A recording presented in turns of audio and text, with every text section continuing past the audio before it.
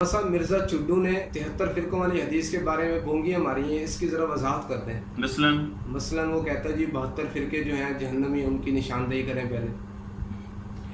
اچھا، یہ بات کوئی چڈو ہی کہہ سکتا ہے؟ صحیح، یہ تو پکی۔ اچھا یہ میں بتا دوں، ان 72 میں یہ مرزا چڈو ضرور شامل ہے۔ صحیح، ہاں یہ پکی بات ہے، مرزا چڈو اور اس کے فالوور جو ہے نا وہ اس میں ضرور شامل ہے۔ دیکھیں میری بات سنیں، جامع کلام اور بلیغ کلام کیا ہوتا ہے؟ جو مقتضائے حال کے مطابق ہو، یعنی جس سے لوگوں کی تسلی و تشفی ہو جائے۔ میں ایک آپ کو چھوٹی سی مثال دیتا ہوں۔ ایک پھل والے کے پاس آپ جاتے ہیں اور ایک پیٹی کے اندر وہ کہتا ہے کہ جناب میرے پاس 73 سیب ہیں، 72 اس پیٹی میں گلے سڑے ہیں، ایک بالکل ٹھیک ہے۔ آپ کہتے ہیں کہ مجھے ایک سیب چاہیے، آپ پہلے اسے کیا کہیں گے کہ مجھے وہ ٹھیک سیب نکال دو، یا یہ کہیں گے یار پہلے مجھے نا 72 گن کے دکھاؤ کہ وہ گلے سڑے کون سے ہیں؟ ایک ہی ڈیمانڈ کریں۔ یہ تو نہیں کہیں گے ہر سیب نکالو تو پہلے میں وہ اپنی آنکھیں اور اپنی جو ناک ہے اس کو ڈسٹرب کروں، وقت ضائع کروں، اور پھر جا کے میں وہ صحیح والا کھوں۔ اور بھائی میں نے صحیح سیب چاہیے نا مجھے، تو مجھے وہی چاہیے نا، وہی بولنا چاہیے۔ اچھا اب حدیث مبارکہ پہ آ جائیں۔ اللہ کے رسول پاک علیہ الصلوۃ والسلام نے فرمایا تفترق امتی علی 73 ملہ، میری امت 73 فرقوں میں بڑھ جائے گی،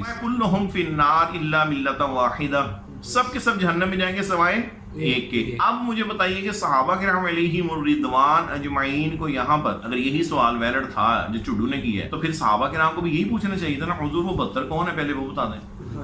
بول رہے ہیں جی۔ تو اب انہوں نے لیکن یہ تو نہیں کہا، قالو عرض کی من ہی یا رسول اللہ، حضور وہ ایک، وہ جو جنتی فرقہ ہے وہ کون ہے؟ ہیا آیا ہوا ہے مرفوع منفصل ضمیر واحد کے لیے، وہ ایک بتا دیں۔ اچھا اب اگر صحابہ کرام سے معاذ اللہ کو غلطی ہوئی ہوتی، اللہ کے رسول فرما دیتے کہ صحابہ تمہیں یہ سوال اس طرح نہیں پوچھنا چاہیے، ٹھیک ہے، تمہیں پوچھنا چاہیے تھا کہ وہ پہلے 72 کون سے ہیں، پھر میں تمہیں 73واں بتاتا۔ سرکار علیہ الصلوۃ والسلام نے اس پر بجائے کوئی نکیر فرمانے کے آپ نے اس کا جواب ارشاد فرما دیا، قال ما انا علیہ واصحابی، فرمایا جس پر میں اور میرے صحابہ ہیں۔ اب یہ آگے اس کی اور وضاحت کے لیے ایک آگے بھی روایت آئے گی، وہ انشاءاللہ بتاؤں گا، لیکن کہنے کا مقصد یہ ہے کہ حدیث مبارکہ کو دیکھیں، عقل کو دیکھیں، بلاغت کو دیکھیں، ہر اعتبار سے یہی جواب بنتا ہے کہ بجائے اس کے کہ آپ کو ایک صحیح چیز چاہیے، آپ بھلے اس کے مقابلے میں 100 خراب ہوں، آپ کو اس سے غرض نہیں ہوتی، آپ کہتے ہیں کہ ہمیں صحیح چیز اٹھا دیں۔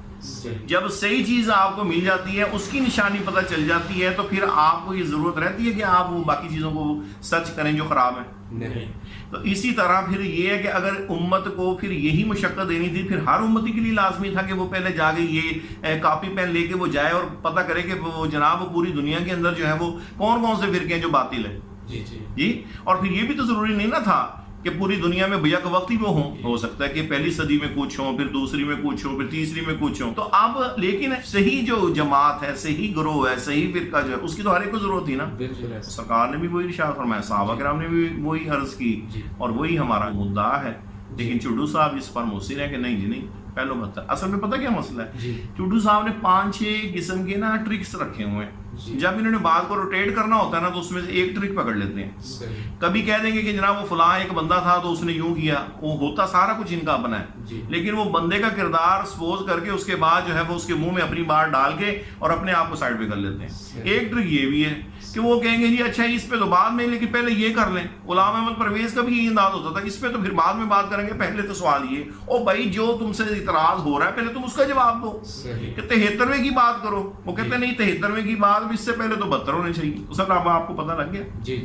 اور اس کے علاوہ علامہ صاحب مرزا کہتا ہے کہ اکثریت جو ہے وہ جہنم کے اندر جائے گی، اور پھر ساتھ یہ آیت پڑھتا ہے اور بے شک ہم نے جہنم کے لیے بہت سے جنات اور انسان پیدا کیے ہیں۔ تو اس آیت کا اور اس حدیث پاک جو 73 فرقوں والی ہے، اس کا آپس میں کیا تعلق ہے؟ کوئی تعلق نہیں ہے، یہی اس کی 420 کام ہے، یہی اس کا چڈو پن ہے کہ یہ شخص بات ہو رہی ہے 73 فرقوں کی کہ 72 جہنم میں اور ایک جنت میں۔ ابھی کوئی روایت ایسی نہیں پڑھی گئی کہ ان کی نشانی ایک صرف یہ کہ وہ جس پر میں اور میرے صاحب ہیں، یعنی اس کی کثرت کے حوالے سے بھی کوئی بات نہیں ہوئی۔ لیکن اس نے آیت کا کون سی پڑھی ہے؟ جس آیت کے ذریعے رب پاک عز و جل ان لوگوں کی ذکر فرما رہا ہے کہ جو اسلام میں آئے ہی نہیں ہیں، جنہوں نے اسلام کو قبول ہی نہیں کیا. اور تفترق امتی علی 73 ملہ والی جو حدیث مبارک ہے، اس میں نبی پاک علیہ السلام ان لوگوں کا ذکر فرما رہے ہیں جو اسلام کا نام لے کر پھر اپنے نظریات جو ہیں وہ سواد اعظم سے پھیرتے ہیں. یعنی دیکھیں نبی پاک علیہ السلام کے دور مبارک میں بھی پوری دنیا کے اندر کفر زیادہ تھا نا، اسلام کم تھا. آج بھی دیکھ لیں 100 ارب اگر کلمہ پڑھنے والے ہیں تو اس کے مقابلے میں 6-7 ارب غیر مسلم ہیں کہ نہیں ہے؟ تو یہ کثرت کفار کی اور پھر جنات میں تو اس سے بھی زیادہ ہے. یہ تو ہر دور میں رہی ہے، ہر دور میں. لیکن حق میں کون ہوگا؟ کس کے نظریات قرآن و سنت کے مطابق ہوں گے؟ اس کے لیے سرکار نے فرمایا ما انا علیہ واصحابی، جس پر میں اور میرے صحابہ ہوں گے وہ نجات پانے والی جماعت ہوگی. تو ساری عیسائی یہودیوں کو کہنا تھا سرکار نے کہ جس کے میرے اور میرے صحابہ کے نظریات کے مطابق بات ہوگی تو وہ نجات پانے والا ہے. تو یہودیوں کے تو خود اپنے جو ہے وہ 71 فرقے بنے، عیسائیوں کے 72 بنے. تو اس امت کے دوسری حدیث مبارکہ جب باقی بھی پڑھیں گے تو پھر بات کھلے گی نا کہ حضور نے کسی جگہ پہ فرمایا کہ یہودیوں کے 71 بنے، ایک حق پہ تھا، عیسائیوں کے 72 بنے، ایک حق پہ تھا، میری امت کا 73 ہوں گے، ایک حق پہ ہوگا. تو اب ہر دور کے اندر ان کو الگ ہی اس کو آپ دیکھیں گے نا. مطلب یہ کہ اسلام نے جب اپنی ایک فارمولیشن دی ہے تو اب باقی امتوں سے جو امتیازی حیثیت تھی وہ یہ تھی کہ پچھلی امتوں کے زیادہ لوگ جو ہوتے تھے وہ گمراہ ہوتے تھے اور تھوڑے ایمان والے ہوتے تھے. ہماری اس امت کے بارے میں فرمایا اتبعوا السواد الاعظم، بڑے گروہ کی پیروی کرو، فإنه من شذ فی النار، جو ان سے جدا ہوا جدا ہی جہنم میں جائے گا. اور اسی یہ حدیث مبارکہ اس آیت مبارکہ کی تشریح ہے کہ جس میں قرآن پاک میں اللہ پاک نے فرمایا وَيَتَّبِعْ غَيْرَ سَبِيلِ الْمُؤْمِنِينَ، جو مومنوں کا راستہ چھوڑ کر الگ چلا، کثرت کو چھوڑ کر قلت الگ ہوئی، تو فرمایا نُوَلِّهِ مَا تَوَلَّى، ہم اسے ادھر ہی چلائیں گے جدھر وہ چلا. اب انہیں تو مومن فرمایا تھا نا اللہ نے، ان کا تو ہینڈ بتانے کی ضرورت نہیں تھی نا. تو اب یہ جو الگ ہوا تھا ان کا بتانا تھا نا. تو اللہ نے فرمایا، اب یہ ذہن میں سوال آتا تھا یار اب یہ گھوم گھما کے یہ بھی جنت میں آ جائے گا. فرمایا وَنُصْلِهِ جہنم، یہ جو اپنی مرضی سے الگ ہوا ہے، ایک تو ہم اسے ادھر ہی چلائیں گے جدھر یہ چلا، اپنی گمراہی میں بڑھے گا تو بڑھاتے جائیں گے، اینڈ یہ ہوگا اسے ہم جہنم میں ڈالیں گے. جس حدیث مبارکہ میں بات ہو رہی ہے کلمہ پڑھنے والے، ہر کلمہ پڑھنے والا مسلمان نہیں ہے. تو حضور کے دور میں منافقین نہیں تھے، صحابہ کے مقابلے میں منافق تھوڑے تھے کہ زیادہ تھے؟ تھوڑے تھے نا.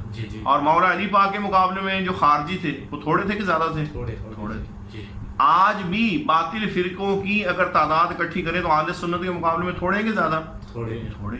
تو یہاں پر تو بات ہو رہی ہے جو کلمہ پڑھیں گے لیکن نظریات کلمے والے نہیں ہوں گے، تو ان کے بارے میں فرمایا کہ وہ 72 نظریات جو ہوں گے وہ باطل ہوں گے. اور دوسری حدیث پاک میں وضاحت فرما دی کہ وہ بڑی جماعت ہے، ید اللہ علی الجماعہ، یا بڑی سواد اعظم کی پیروی کرو. قرآن پاک نے بھی یہ ارشاد فرمایا کہ مومنوں کا راستہ چھوڑ کے جو الگ ہوا، مومنوں کے مقابلے میں اگر ایک فرد لیا جائے تو ہر 3 میں سے ایک، تو آؤٹ آف 100 جو ہے وہ 33 بھی اگر الگ ہوں تو میجورٹی 66 ہوئی نا. اور چڈو صاحب کدھر لے کے جا رہے ہیں بات کو؟ اسلام با مقابلہ نان مسلم، عیسائی، یہودی، سکھ، ہندو، اور بھائی وہ تو حضور کے دور میں بھی زیادہ ہی جہنم میں تھے، آج بھی میجورٹی انہی کی ہے. 6-7 ارب 100 ارب کے مقابلے میں زیادہ ہی ہوئے نا. تو اس لیے چڈو صاحب کا طریقہ ہے بات کو روٹیشن دینا، اس طرح گھمانا. حالانکہ بات تو ہو رہی تھی کہ وہ 73 کون ہے، ادھر نہیں گئے.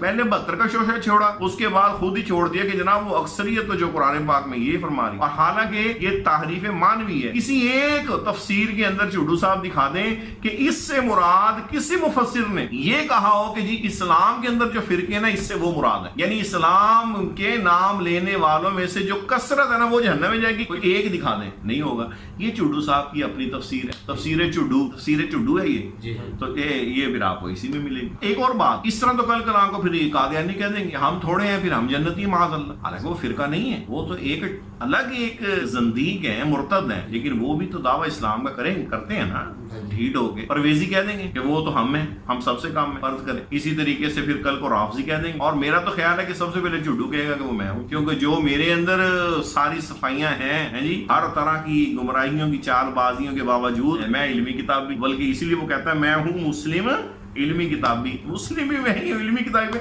اور سر وہ آپ کی تو بات وہ اس لیے کرتا ہے جان چھڑانے کے لیے، وہ آپ کو اسلام کا ٹھپا بھی لگاتا ہے تاکہ وہ کہے کہ جی میں تو فرقہ واریت کا قائل نہیں ہوں، اور ساتھ ہی وہ آپ کو دوسری گولی بھی دیتا ہے کہ میں ہوں مسلم علمی کتابی، تو کسی خوش فہمی نہ رہنا، میں علمی کتابی بھی میں ہی ہے تو مسلم بھی میں ہی ہے. سر اس کی زبان نہیں ہے، وہ تو میں کہتا ہوں سو منہ والا سانپ ہے، اس کا پتہ نہیں ہوتا کہ اس منہ سے زہر نکالے. اور پھر نبی پاک علیہ الصلوۃ والسلام خود فرما رہے ہیں لن تجتمع امتی علی ضلالہ، میری امت گمراہی بھی اکٹھی ہو ہی نہیں سکتی.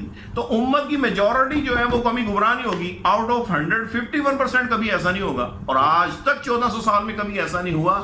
ہر دور کے اندر اہل سنت والجماعت یا رسول اللہ کہنے والوں کی بزرگان دین کی جماعت جو ہے کثرت سے رہی ہے، آج بھی وہی کثرت سے ہے. 1400 سال سے کثرت سے نکالیں ڈیٹا. کسی ایک دور میں آپ کہہ دیں کہ جن نظریات کو سید اعلیٰ حضرت نے پروموٹ فرمایا، جن نظریات کو ہمارے اکابرین امت نے پروموٹ فرمایا، جن نظریات کو ائمہ مجتہدین نے پروموٹ کیا ہے، تو اس کے اوپر جو ہے وہ کسی دور کے اندر لیت ہو اور دوسرے نظریات جو ہے وہ کثرت میں چلے جائیں. سر یہ ہے، اب آپ کو کلیئر ہوا؟ جی. دوسرا یہ علامہ صاحب مرزا چڈو یہ کہتا ہے کہ شیخ البانی نے اس کو حسن درجے تک پہنچایا ہے، ورنہ تو یہ ضعیف ہے. پہلی بات تو یہ کہ شیخ البانی مائی فٹ، اس کی اوقات ہی کیا ہے؟ یہ اس کو آئنسٹائن کہتا ہے. جو شخص اپنی کتاب کے اندر یہ لکھے کہ اللہ کے رسول کا روزہ مبارک جو ہے معاذ اللہ اور مسجد نبوی شریف سے نکال دو، اسے ہم کیا سمجھتے ہیں؟ وہابیوں کا وہ ٹٹو ٹہرا ہے جس کو یہ آئنسٹائن بنا کے ہماری جولی میں ڈال رہا ہے. اس کی اوقات کیا ہے؟ نہ وہ ہمارے لیے زبیر علی حجت ہے ضعیف، اور نہ یہ ہمارے لیے حجت ہے.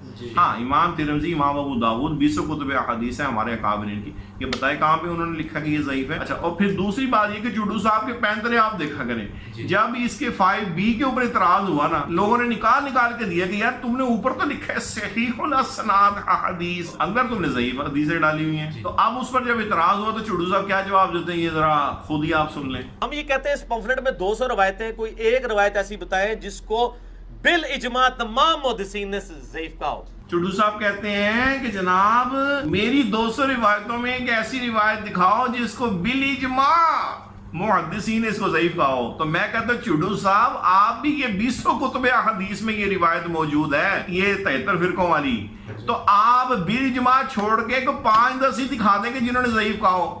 اور جب باقی ایک بھی اگر صحیح کہہ دے تو مدعا اگر ثابت ہوتا ہے، کیونکہ انہوں نے جناب 5B تو ہی مسئلہ بن گیا نا.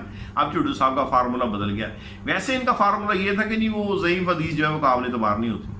تو جناب جب آپ کے نزدیک اپنا پیپر بچانا ہو تو پھر آپ کا کلیہ قاعدہ یہ کہ جب تک تمام محدثین اجماعی طور پر نہ کہیں، وہ آپ کے نزدیک کسی کوئی ایک بھی کہہ دے تو صحیح ہے، تو پھر آپ تو خود تسلیم کر رہے ہیں کہ آپ کے ناصر البانی ہمارا تو یہ تو وہ حجت نہیں ہے، وہ تو اس کو حسن کہہ رہا ہے اور حسن صحیح کی قسم ہی ہے. اور اس کے علاوہ باقی جو کتب احادیث ہیں ان سب میں موجود ہے اور صحیح سند کے ساتھ موجود ہے. تو سر یہ ہے اس کا، دیکھا نا آپ نے اس کا.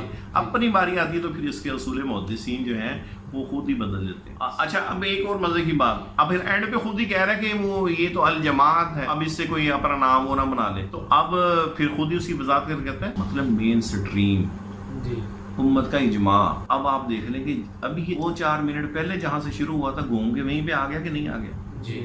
پہلے کہہ رہا تھا کہ اکثر جہنم میں جائے گی، اب اجماع کی باتیں کر رہے ہیں، اجماع امت کی. تو اجماع امت مجھے پتہ ہے کثرت کا ہوتا ہے قلت کا ہوتا ہے؟ کثرت کا ہوتا ہے. تو سر یہی کثرت ہم بیان کر رہے تھے کہ اس حدیث مبارکہ میں کثرت جو ہے اکثر کثیر جو لوگ ہیں وہ حضور خود فرما رہے ہیں کہ میری امت گمراہی میں اکٹھی نہیں ہوگی، خود فرما رہے ہیں بڑی جماعت کی پیروی کرو. اب چڈو صاحب گھوم پھر کے پھر اسی پہ آ گئے ہیں. اب مجھے بتائیں پھر وہ ساری گمیٹیاں دینے کا فائدہ کیا ہوا؟ آخر پہ جو ہے وہ خود ہی مان گئے کہ اجماع امت مراد ہے. تو سر جس اجماع امت پر حضور فرما رہے ہیں امت کو ہونا چاہیے، تو چڈو صاحب کون سا اجماع امت لے کے چل رہے ہیں؟ ان کو تو آج تک اتنی بھی توفیق نہیں ہوئی کہ اس پہ وہ توبہ کر لیں کہ جناب وہ ہمیں چونکہ کافر کہتے ہیں لہذا ہم اس لیے ان کو کافر کہتے ہیں. تو اس کا مطلب ہے مرزا لاہوری گروپ ان کو کافر نہیں کہتا، تو اس کو پھر یہ کہیں گے کہ وہ مسلمان ہے. اس کو مجھے بتائیں پھر ورنہ اس کے کہنے کا کیا فائدہ ہوا؟ اب وہ کل بھلے دوسری جگہ پہ کہتا پھر اس کا کہنے کا کیا مطلب، اور دوسری طرف کہتا صحابہ کرام کو جو کافر کہے گا اس کو ہم کافر نہیں کہیں گے. سر یہ ہے اس کا اجماع امت، یہ ہے اس کی حدیث مبارکہ کا بیان. کتنے پینترے، کتنی چال بازیاں.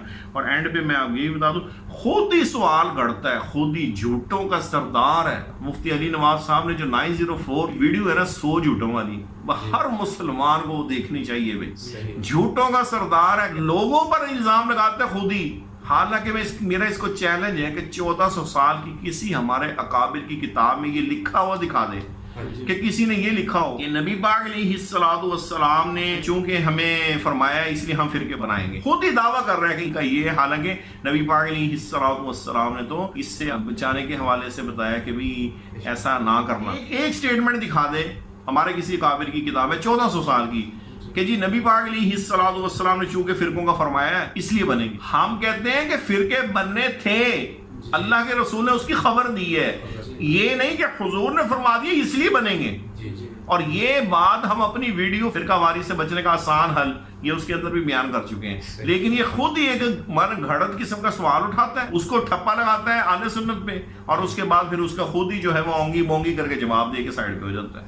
یہ سوال تو پہلے دکھایا نا کہ اہل سنت میں سے کس اکابر نے کہا ہے. حالانکہ ہمارا تو یہ دعویٰ ہے کہ حضور نے آنے والے فتنوں کی جیسے باقیوں کی خبر دی تو یہ بھی ارشاد فرما دیا کہ ایسا ہوگا، لیکن تم بڑی جماعت کے ساتھ وابستہ رہنا، تم میجورٹی کے ساتھ رہنا، میری امت گمراہی پہ اکٹھی نہیں ہوگی، تم اپنے اکابرین کے ساتھ وابستہ رہنا، البرکۃ مع اکابرکم. لیکن یہ وہاں سے ہٹانے کے لیے آپ پھر ادھر گھوم گیا کہ اسٹارٹ میں کہہ دیا کہ جناب وہ کثرت ادھر جائے گی، اور اینڈ پہ بن گیا کہ اجماع امت جو ہے وہ مراد ہے اس سے. سر یہ ہے اس کی حدیث دانی، ایک ایک بات میں اس کے پینترے. اس لیے ہم کہتے ہیں کہ یہ وہ جھڈو ہے جو مسلمانوں کو خدو لگانے کے لیے بیٹھا ہوا ہے. اللہ پاک ہمیں اس کی شرارتوں سے